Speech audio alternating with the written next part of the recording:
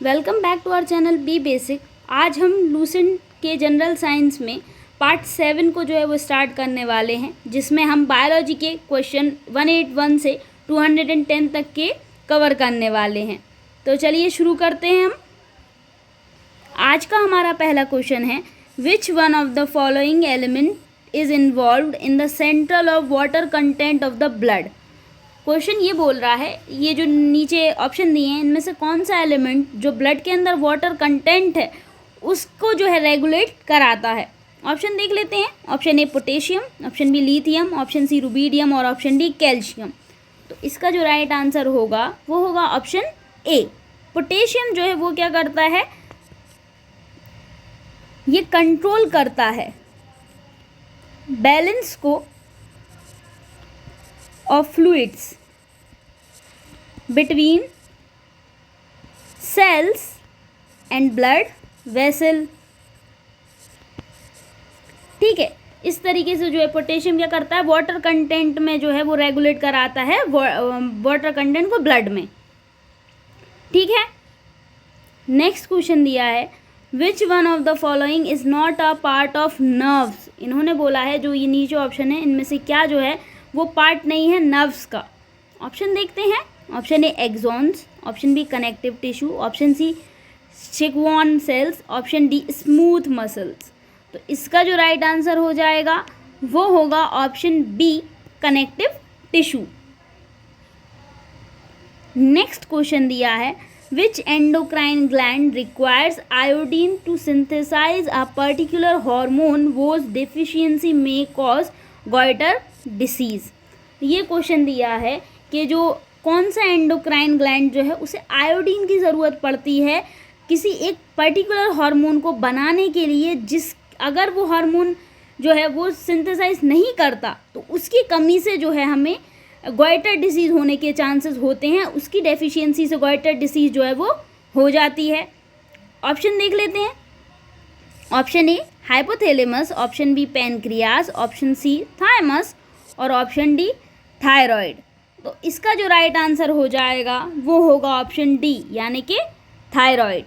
अब एक और चीज़ यहाँ पे ये जो मेंशन किया गया है एंडोक्राइन ग्लैंड, तो जो ये एंडोक्राइन ग्लैंड क्या होता है, तो अगर हम बहुत वन वर्ड में जाने तो ये ऐसे ग्लैंड होते हैं जो क्या होते हैं, डक्टलेस, यानी इनमें कोई डक्ट नहीं होता जिसके थ्रू जो है वो जाके ये जो है वो सीक्रेट करें अपने ग्लैंड को, सॉरी अपने हार्मोन को।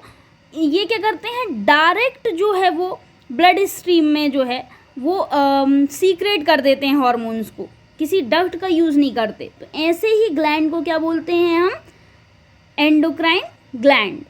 ठीक है, अब हमें नेक्स्ट क्वेश्चन दिया है, the number of cervical vertebra. अब इन्होंने पूछा है कि कितने होते हैं सर्विकल वर्टेब्रा। तो थोड़ा सा अगर हम समझना चाहें तो ये सर्विकल वर्टेब्रा कहाँ पे होता है, तो ये क्या होता है, ये लोकेटेड रहता है नेक में, नेक रीजन में स्पाइन के। ठीक है, तो सर्विकल वर्टेब्रा कहाँ होता है, नेक रीजन में, या रीजन भी लिख देते हैं, नेक रीजन ऑफ स्पाइन। अब देख लेते हैं कितने होते हैं। ऑप्शन ए है 5, ऑप्शन बी है 7, ऑप्शन सी है 8 और ऑप्शन डी है 12। तो इसका जो करेक्ट आंसर होगा वो होगा ऑप्शन बी यानी कि 7। नेक्स्ट दिया है, hypothalamus is part of which organ of the human body. जो हाइपोथैलेमस है वो किस हिस्से का पार्ट है हमारे ह्यूमन बॉडी के अंदर। Option A brain, option B heart, option C spinal cord और ऑप्शन डी लीवर। तो इसका जो आंसर हो जाएगा वो होगा ऑप्शन ए यानी कि ब्रेन। नेक्स्ट दिया है, which is the longest and strongest bone of the human body. कौन सी जो बोन है वो लॉन्गेस्ट और स्ट्रॉन्गेस्ट बोन है ह्यूमन बॉडी के अंदर। तो ऑप्शन ए है फीमर, ऑप्शन बी है टीबिया, ऑप्शन सी है फिब्यूला और ऑप्शन डी है ह्यूमेरस। इसका राइट आंसर जो है वो ऑप्शन ए यानी कि फीमर। नेक्स्ट है, vermiform appendix is a. Vermiform appendix है, तो नीचे ऑप्शन दिए हुए हैं। Option A homologous organ, option B vestigial organ, option C analogous organ और ऑप्शन डी एनालिटिक ऑर्गन। तो इसका राइट आंसर हो जाएगा ऑप्शन बी यानी कि वेस्टिगल ऑर्गन। वर्मीफॉर्म क्या है? एक वेस्टिगल ऑर्गन है। अब अगर हम थोड़ा बहुत समझें तो ये एक ट्यूब लाइक स्ट्रक्चर होता है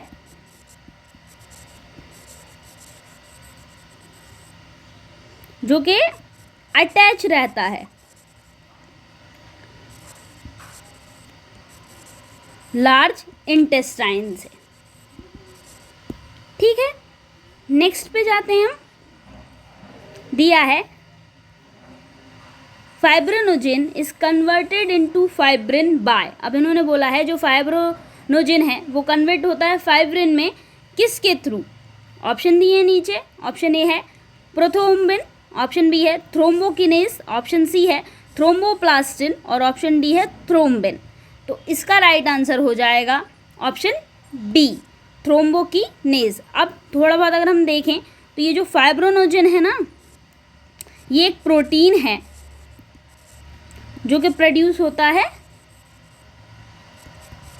लीवर से।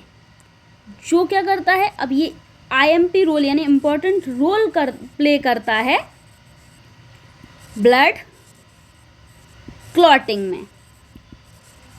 ठीक है, ब्लड क्लॉटिंग यानी जब खून बहता है तो कुछ टाइम बाद जैसे वो अपने आप ही जैसे बंद हो जाता है ना बहना, एक लेयर सी उस पर जो बन जाती है, वो लेयर किसकी रहती है? वो इसी फाइब्रिनोजेन की रहती है, जिससे कि हमारा जो खून का थक्का बनता है ना वो बनता है।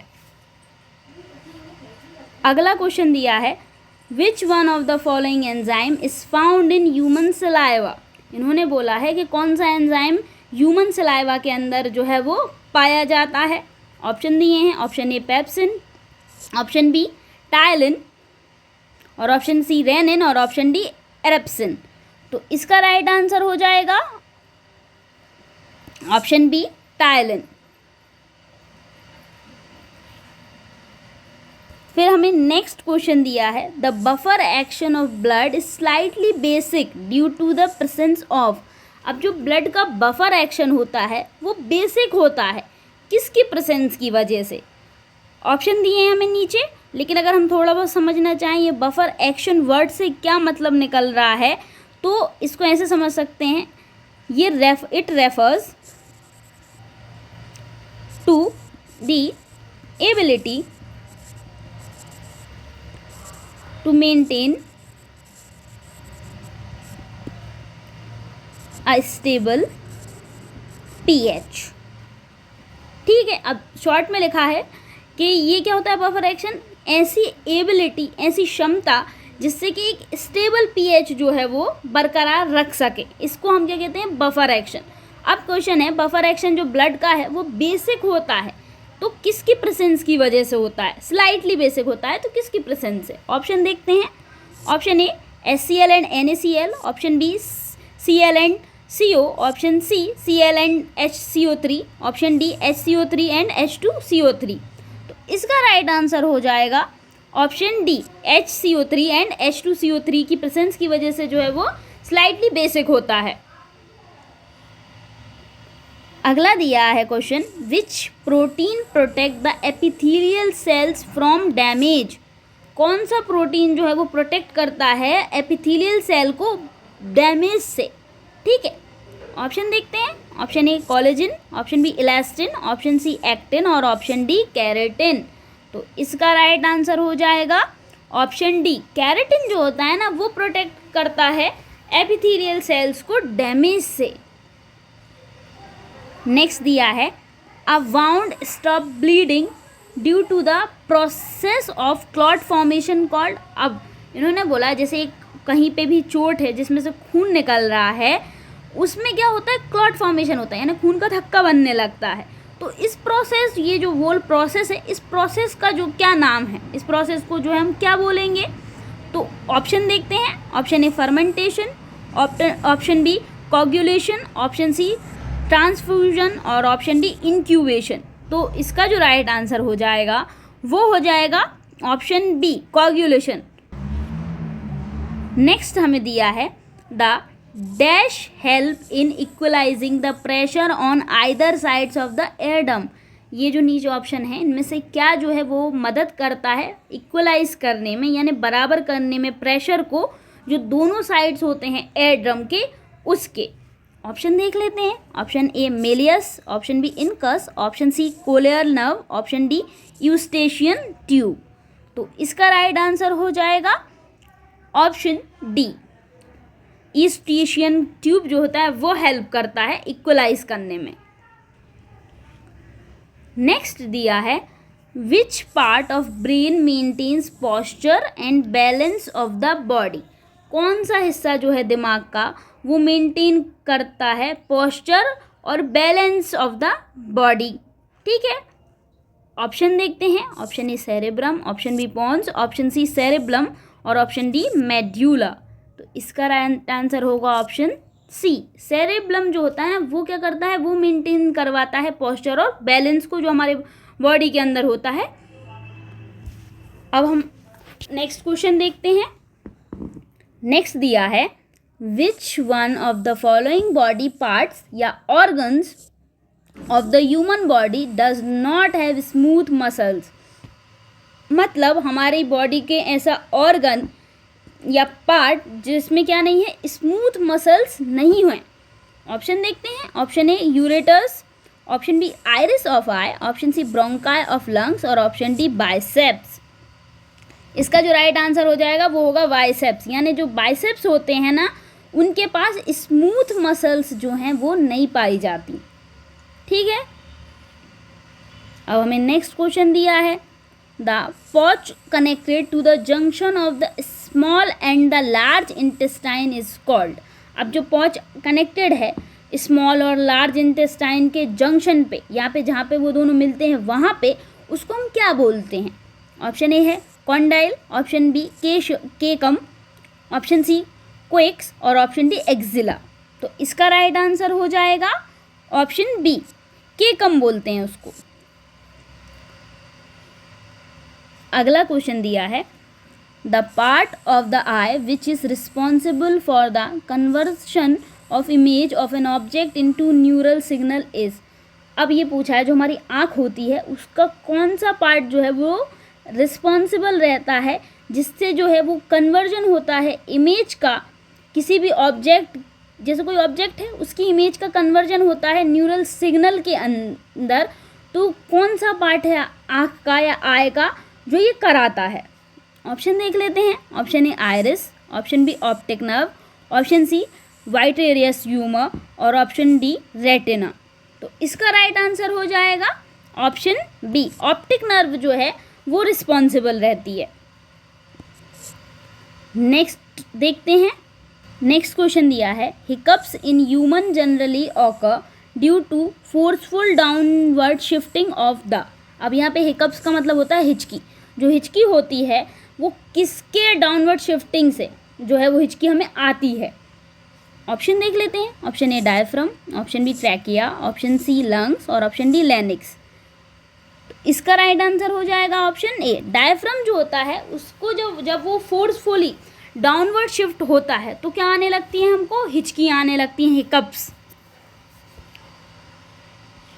नेक्स्ट हमको दिया है question in which part of alimentary canal the complete digestion of fat takes place. इन्होंने बोला है किस हिस्से में एलिमेंट्री कैनाल को आहार नली भी बोलते हैं। तो ये जो एलिमेंट्री कैनाल है इसके किस हिस्से में जो है वो कंप्लीट डाइजेशन जो है वो फैट का होता है। अब जो एलिमेंट्री कैनाल होती है ना ये सिर्फ और सिर्फ हम ये कहाँ से स्टार्ट हो जाएगी एलिमेंट्री कैनाल, हमारे माउथ से लेके जो है स्टार्ट होती है ना एलिमेंट्री कैनाल, और फिर ये जो small intestine, large intestine, mouth, stomach, ये सब उसी का जो है वो सब पार्ट की तरह होते हैं।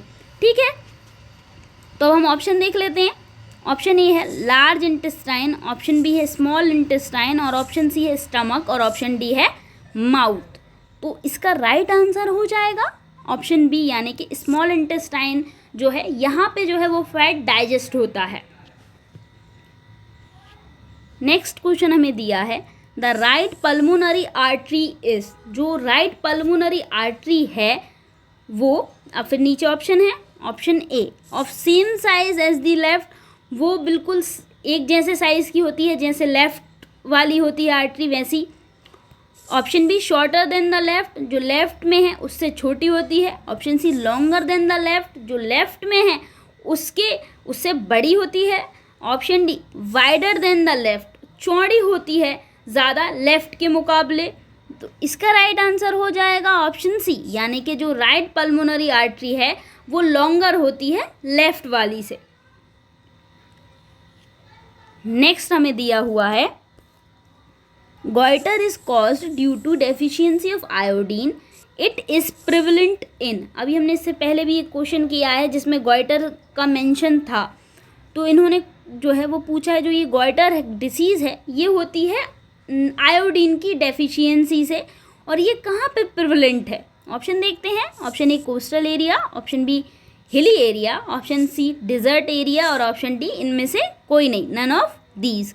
तो इसका जो राइट आंसर होगा वो होगा हिली एरिया में ज़्यादा गोइटर डिसीज़ जो है वो देखने मिलती है। अब अगर हम थोड़ा बहुत समझें कि ये जो गोइटर है डिसीज़ ये कैसे होती है या इसके बारे में थोड़ा शॉर्ट में इन्फो समझें, तो ये एक ऐसी कंडीशन है जिसमें जो थायराइड ग्लैंड है वो एनलार्ज हो जाता है। जो ये कहाँ पर रहता है, तो इसकी लोकेशन अगर हम देखें तो लोकेशन है नेक। तो ठीक है, तो गोइटर डिसीज़ में ये एक ऐसी कंडीशन है जिसमें ये जो थायराइड ग्लैंड है ना ये बहुत ज़्यादा बढ़ जाता है, एनलार्ज हो जाता है, जिससे कि क्या होती है जिससे कि किसी को क्या हो सकती है, गोइटर डिसीज़ हो जाती है। अगला हमें क्वेश्चन दिया है artificial purification of blood is called. अब जो आर्टिफिशियल प्यूरिफिकेशन होता है ब्लड का उसे क्या बोलते हैं। तो ऑप्शन ए है डायलिसिस, ऑप्शन बी है हेमोलाइसिस, ऑप्शन सी है ओस्मोसिस, और ऑप्शन डी है पैरालाइसिस। तो बहुत से लोगों ने सुना भी होगा कि डायलिसिस के लिए लोग जाते हैं, तो इसका भी जो राइट आंसर होगा वो होगा ऑप्शन ए, यानी कि डायलिसिस जो है वो क्या होती है, जो आर्टिफिशियल यानी कि मशीन्स के थ्रू जो है ब्लड को प्यूरिफाई किया जाता है, तो उस प्रोसेस को डायलिसिस कहा जाता है। नेक्स्ट है normal haemoglobin content of an adult man is. यहाँ पे पूछा है नॉर्मल एक जो एडल्ट ह्यूमन है या एडल्ट मैन है उसमें जो है हीमोग्लोबिन कितना जो है कितनी मात्रा में होता है।